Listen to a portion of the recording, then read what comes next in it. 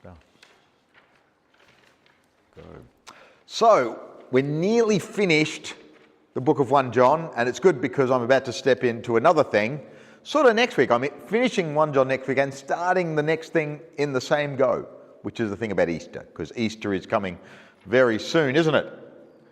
But I called this thing loving in times of trouble, and actually it wasn't until last week that we first heard him say love, was it? But he did. Now he might say it a bit more. But interestingly, what we're looking at today, he actually sort of goes back to what he started with. He starts with a warning, and those that were with us at the beginning, and those that weren't, you can understand that he was actually gave a warning about some people that had left them and were saying certain things. And he gives that warning again, gives a bit of a warning. And I've called this the Spirit from God because he says, test the spirits. So let's have a listen. That's what he says in 1 John 4, says this, Beloved, do not believe all spirits, but test the spirits, whether they are of God, because many false prophets have come into the world. This is true now, isn't it? Like, you hear so much stuff, and can I say, the worst thing is, you hear so much Christian stuff, and some of it seems to be opposite from itself. How do you choose? How do you know which is right? That's important, isn't it? It says, by this you know the Spirit of God. Every spirit which acknowledges Jesus Christ has come in the flesh is from God. So he's talking about what's happening in their area right now. We're going to talk about it in a little bit. Every spirit that does not acknowledge Jesus is not from God. Can I say, you hear a lot of stuff and it says it's Christian, but it doesn't talk much about Jesus. It talks about all the other stuff. I think, you guys have missed the core. Then he says this, this is the Antichrist. So the things that don't acknowledge Jesus is the Antichrist. That's a harsh thing to say, because I don't know about you, but my head, the Antichrist is some scary figure that comes at the end time. And that's what the people listening were saying, but he's saying actually the Antichrist is anyone against the truth of Christ. They'd still have a bit of trepidation in this. The Antichrist is meant to be a powerful figure. It says, the one you have heard is coming, the Antichrist, and is now in the world already. So the Antichrist was there then. That's 2,000 years ago. So you still have the Antichrist here now in that sense. You are from God, children, and have overcome them, because greater is the one in you than the one in the world. That's a good statement, isn't it? Greater is the one in you than the one in the world. They are of the world. Because of this, they speak from the world, and the world hears them. You are from God. The one who knows God hears us. Whoever is not from God does not hear us. From this we know the spirit of truth and the spirit of deception.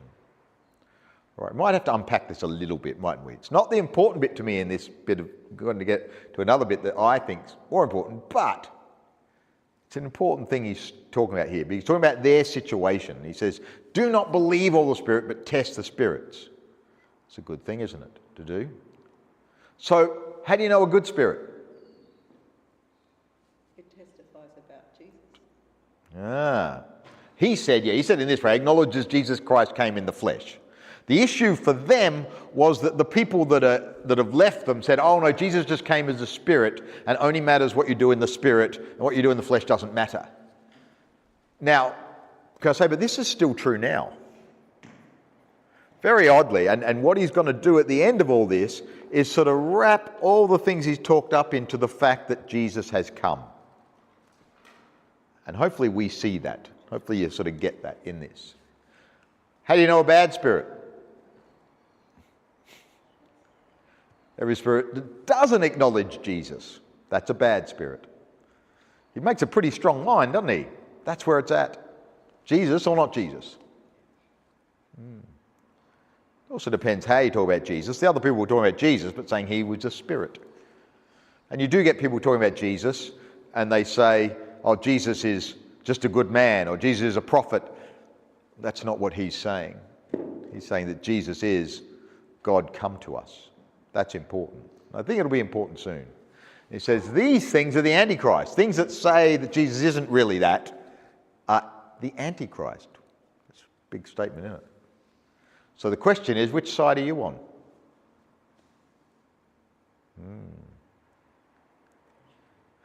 I love the way he tells them, you are from God, children. In other words, you're the good ones. Stay with me. You're the good ones. They are of the world, those ones. Greater is the one in you than the one in the world. That's important. If you think about it, from their situation, they've had a bunch of people leave them and they feel like they're a bit weak. You know, we've got a little group here today, can feel like we're a bit weak, can't we? But greater is the one in you than the one in the world. Much more powerful. You think that you're powerless, but God in you is more powerful than anything. That's a good statement, isn't it? So can I say, even in all this, this is good, but we're hearing one side of the argument, aren't we? We're hearing the writer, possibly John's, side of the argument. I want to hear a little more depth.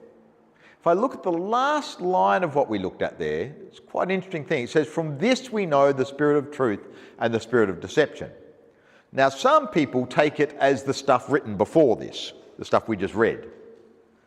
But some people take it as the stuff written after this bit. And I like it when you look at this stuff. So if he says, see if I can go back to it, from this we know the spirit of truth and the spirit of deception. Beloved, may we love one another. Oh, that's interesting, isn't it? So in talking about being deceived, he then goes straight into loving one another. Because love is from God, and all who love are born of God and know God. That's a great statement, isn't it? So, yeah, some people believe this and this about Jesus, but actually, what it seems to be is the ones that are going the right way, this is how you know it. They love, because love is from God. And everyone who are born of God and know God love. It's the idea. The one who does not love doesn't know God, because God is love. This is one of the most important scriptures in the whole Bible, I think. When you understand that God is love through and through and there is no darkness in him at all, then it changes the way you interact with God, changes the way you see God, changes the way you see the whole world, I think. In this, the love of God has been revealed in us, that God has sent his one and only Son into the world that we might live through him. So that's important. The problem with those guys that said Jesus hasn't come in the flesh is that means that God himself hasn't come in his form of his Son and brought love to us. That's the problem. In this is love, not that we loved God, but he loved us and sent his Son as a... Now, I hate this word, and it's the only word that it translates to, propitiation. Who knows what a propitiation is? No one. Rightfully so. It's a silly old word, and I wish we had another word for it. But what it is, it's a gift that engenders mercy or favour. When you go before the king and you want some mercy or favour, you give a gift, and the king goes, oh, what do you want? The gift is the propitiation. So that's what it's saying. Jesus is a gift.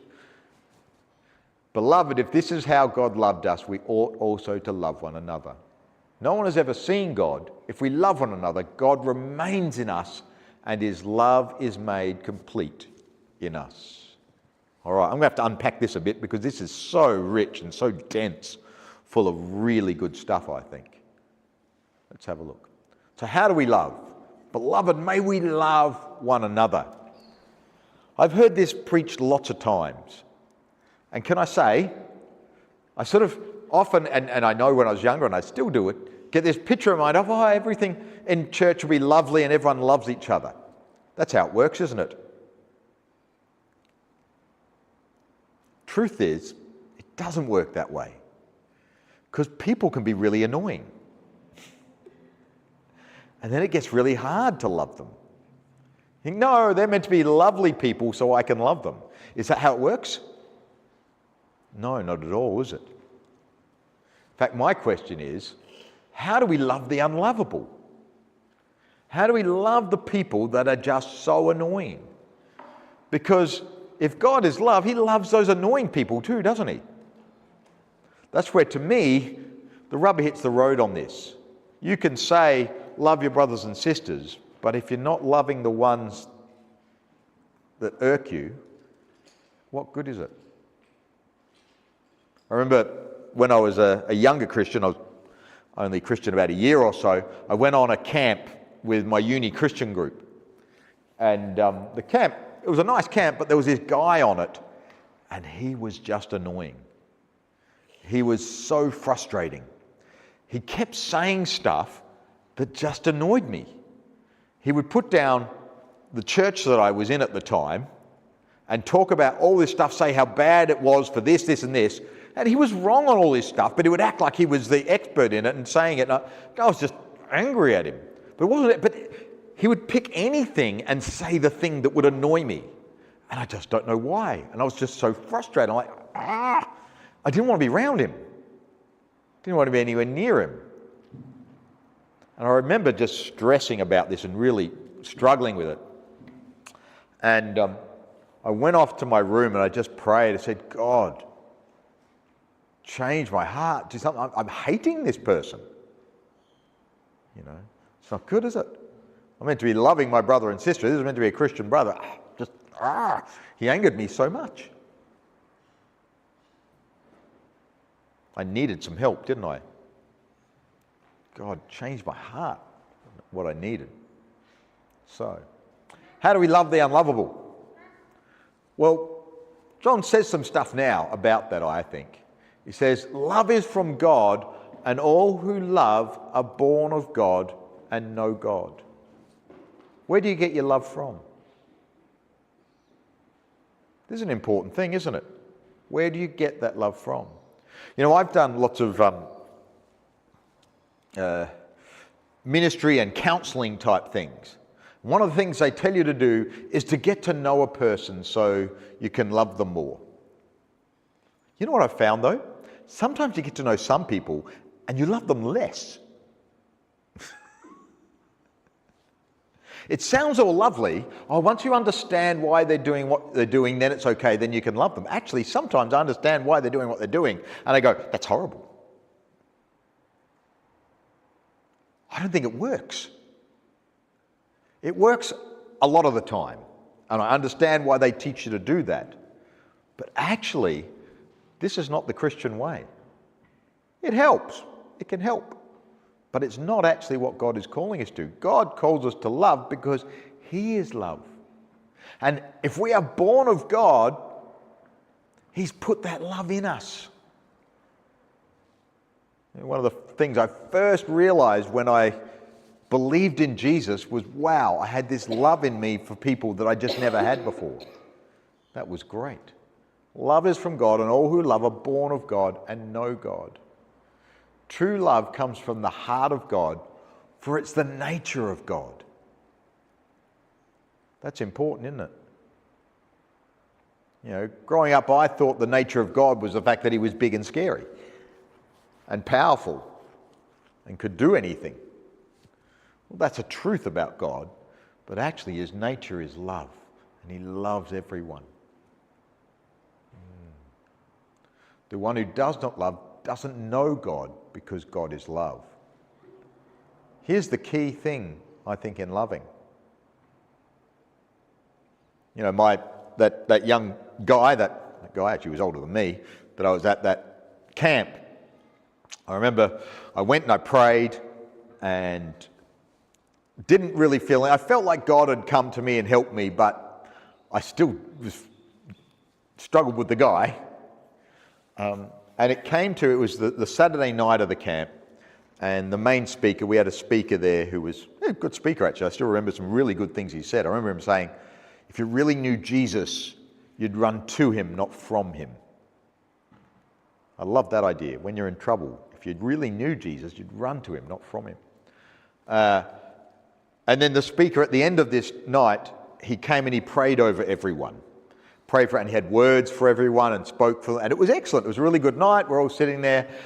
And then basically he'd done everything, starting to pack away, and it was very obvious that this guy, the guy that I struggled with, was still standing there waiting for something.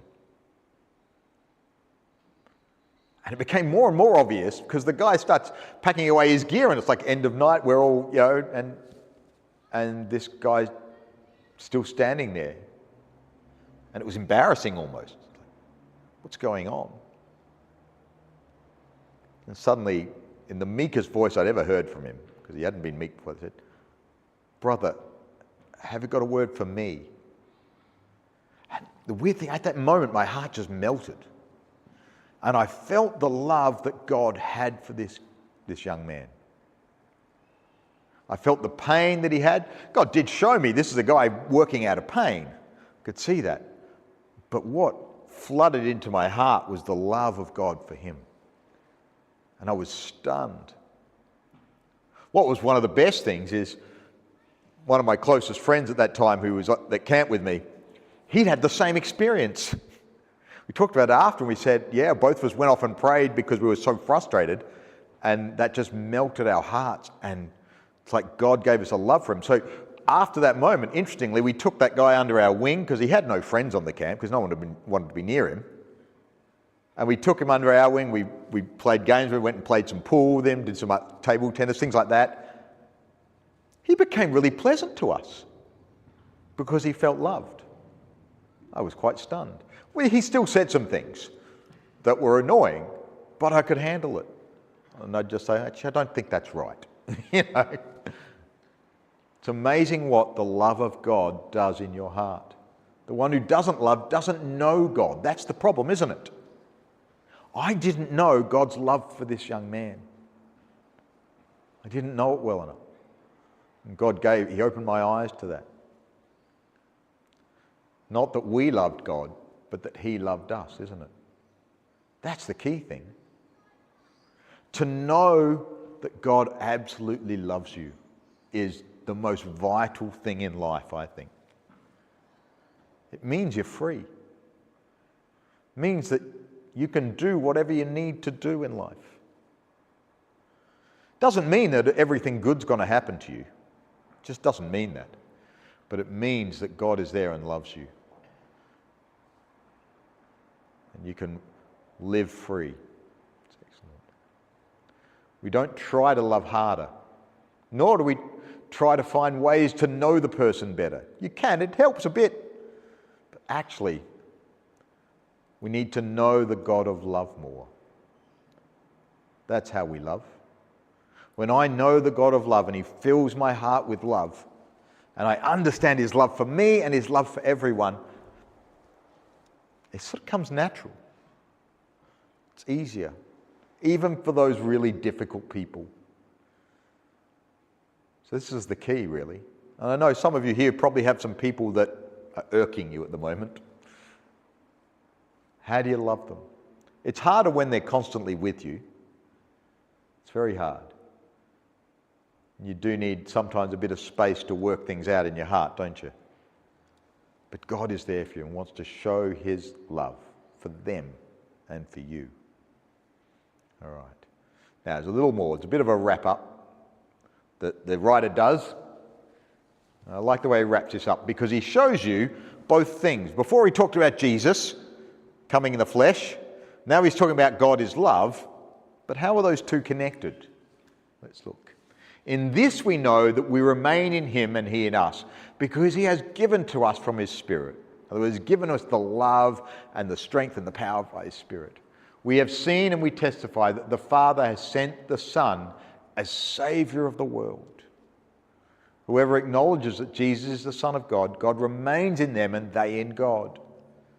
See, this is why it's so important for those people that said, oh, Jesus just came in spirit and it's just if you do things in spirit. That's not the gospel. That's not God coming to you in love and being love in you and showing you his love through Christ. It's not it, is it? We have known and have believed the love of God has in us. See, that's the key, isn't it? He links the two there, doesn't he? Christ coming is the love of God coming to us, breaking into the world. God is love, and those who remain in love remain in God, and God remains in them. So, how do we love our brothers and sisters? Particularly the tricky ones. How do we do that? We remain in him and he in us because he has given to us from his Spirit. It's the power of God's Spirit that does it, isn't it? That enables us to love. I actually can't do it myself very well because it's feeble. But God's love in me does it. That's the key thing. The Father has sent his Son as Saviour of the world. In sending his Son, God has broken into our world, bringing freedom from sin. We often talk about that. When we talk about Jesus, I think we talk all the time about bringing freedom from sin, which is true. But actually, we forget that that's the bringing of love to earth. There was love on the earth beforehand, but not the perfect love of the Father, not the complete love. And that's what Jesus is. It's interesting, one of the statements in John's Gospel about Jesus, the other people mentioned, see how much he loved them. It's an interesting thing, isn't it? They saw that. God is love, and those who remain in love remain in God, and God remains in them. We're going to have communion now. Can I ask Nathan and Lou, maybe, can you come up and hand out communion for us? That'll be a big thing here. Thanks, guys. What I love here is the bringing together of the two things. The bringing together of the idea of Jesus coming and that God is love. Sometimes we don't see that. Thank you. And it seems like they're disparate things. Thanks, guys.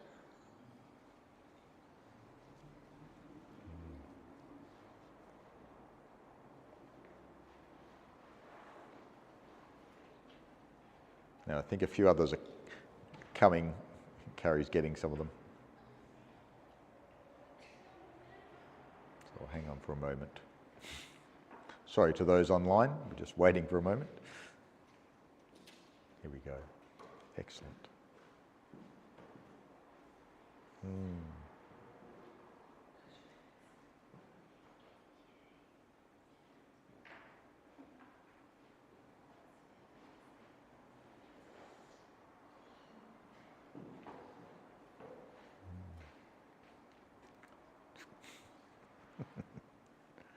So we hold in our hands here, I'll put this one down for the moment, the symbols of Christ, the symbols of Jesus coming. That he came in the flesh. He said, I'm the bread of life. He says, this is my body. That he really came as a human being, not just to do away with our sin, he did do that, but to show us the love of the Father. That this is love. And that we're called to be like him, to love like him, to be loved like him. That's the key thing of the gospel. When we reject Jesus coming, when we reject that he comes, then we're saying, well, we didn't need your love, God. We could do it ourselves somehow. But Jesus is God come to us in true love, because God is love.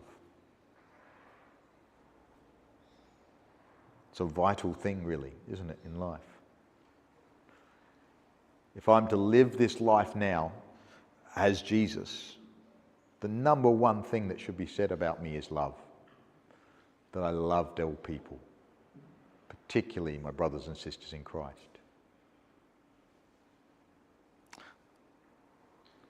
Before we sort of take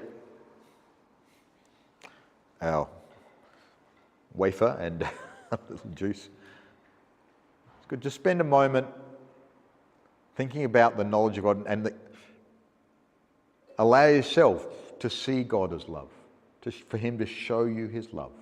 Let's spend a moment doing that.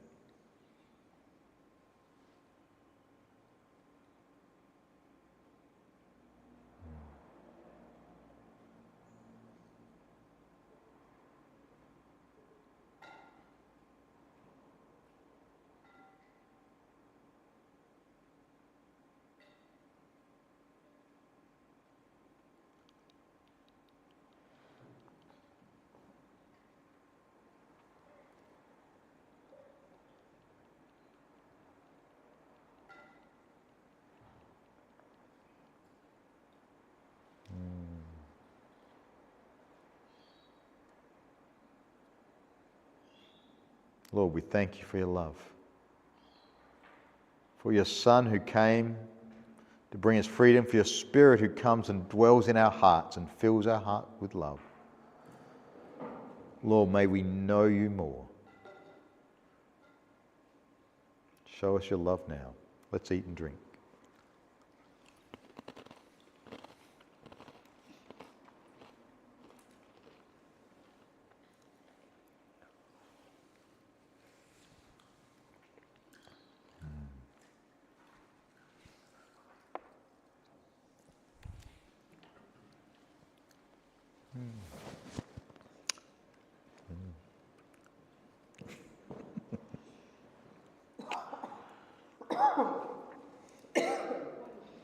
You all right?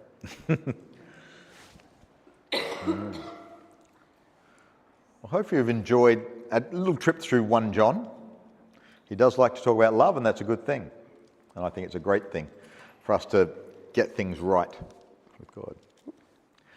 So, we'll finish. We've got a few notices to give before we finish off today. Just a couple of them. First thing, thank you to everyone that helped on Thursday night. It was an excellent night at Better Together South. It was really good, really enjoyable. Had a good crowd, I think, and we had a lot of fun. Thank you particularly to those that helped with the food. Alan, Kesh, Nathan and Lou particularly did a lot of work for it. And even to Chris and Lamb who helped outside, and so many others that helped out. It was a really good night, and looking forward to more of those as the year goes on. So the next one is 4 weeks away, so a little bit of time. And we'll start promoting that again soon enough anyway, because it's just what you've got to do, isn't it? It's constant. Also, next week, we've got to gather for dinner night. It's our Mexican night. Sunday 15th, tacos and burritos. So that'll be good. So Lou has a sheet of paper for people to put down what they can bring. We'll have to contact those that are not here that will be coming. It's out there on the table